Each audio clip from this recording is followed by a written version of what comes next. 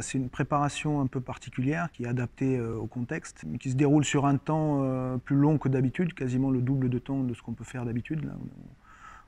On est sur une préparation qui court sur 11 semaines. Le bémol, c'est qu'on n'aura jamais fait une préparation aussi longue avec aussi peu de matchs amicaux, puisque 3 de nos 4 premiers matchs amicaux ont dû être annulés en raison des consignes sanitaires.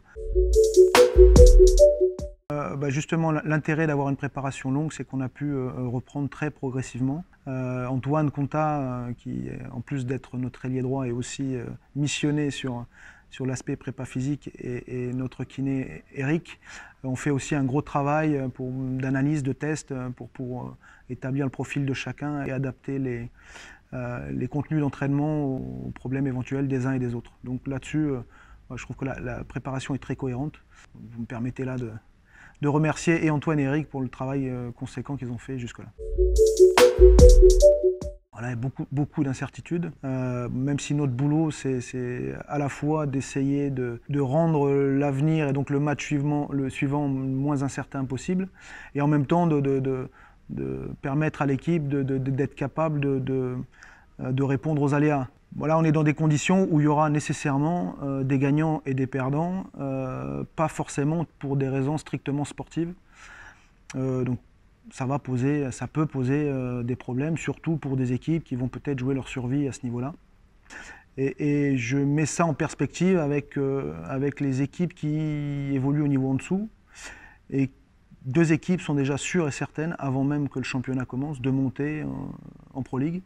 Donc cette affaire-là me pose question entre des équipes qui vont devoir supporter des contraintes en Pro League, qui vont peut-être descendre pour un point ou deux pour des raisons qui n'ont rien à voir avec leurs compétences ou leur mérite sportif, et dans le même temps 2 équipes de N1 qui, quoi qu'ils fassent, qu'ils jouent bien ou pas, qu'ils gagnent ou pas, qu'ils respectent ou pas les consignes sanitaires, vont monter en Pro League. On essaie de garder du flegme, de prendre beaucoup de recul sur la situation et de dépenser notre énergie sur ce qu'on peut maîtriser. Autour de l'équipe, ça nécessite une logistique particulière pour caler des tests en temps et en heure, pour avoir ces résultats en temps et en heure. C'est beaucoup d'énergie. Et donc là, Stéphanie et toute la structure administrative bossent énormément dans ce sens-là. Voilà, on aimerait bien pouvoir dépenser cette énergie ailleurs, sur des choses plus positives, mais pour l'instant, on est obligé de s'adapter comme cela.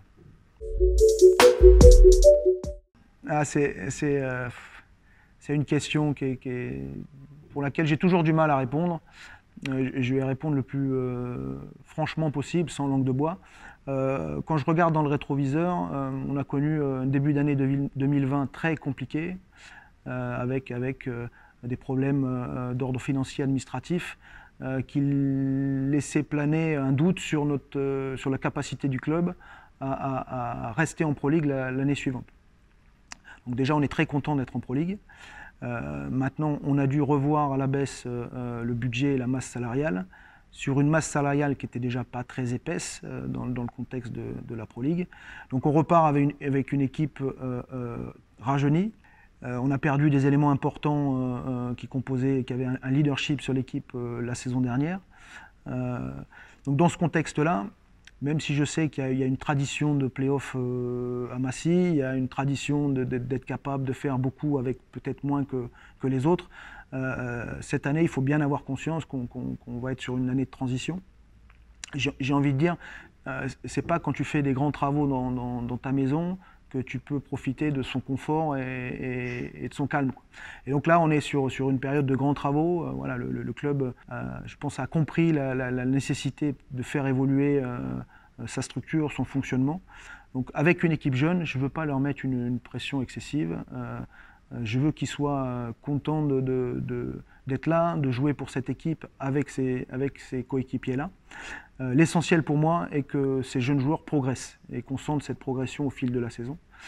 Donc pour répondre à cette notion d'objectif, l'objectif sera de gagner d'abord un premier match, puis une fois que ce sera fait, d'en gagner un deuxième. Et puis on verra bien où ça nous mène. On ne s'interdit rien, Mais je pense que raisonnablement, si on arrive à se maintenir, on sera déjà très content. J'espère qu'ils braveront peut-être leurs inquiétudes ou les incertitudes pour avec courage et passion, venir nous voir jouer. Voilà, c'est une jeune équipe qui aura besoin de soutien et qui peut partager des émotions contagieuses avec le public. On espère que le contexte actuel ne refroidira pas les gens de venir nous voir jouer cette saison.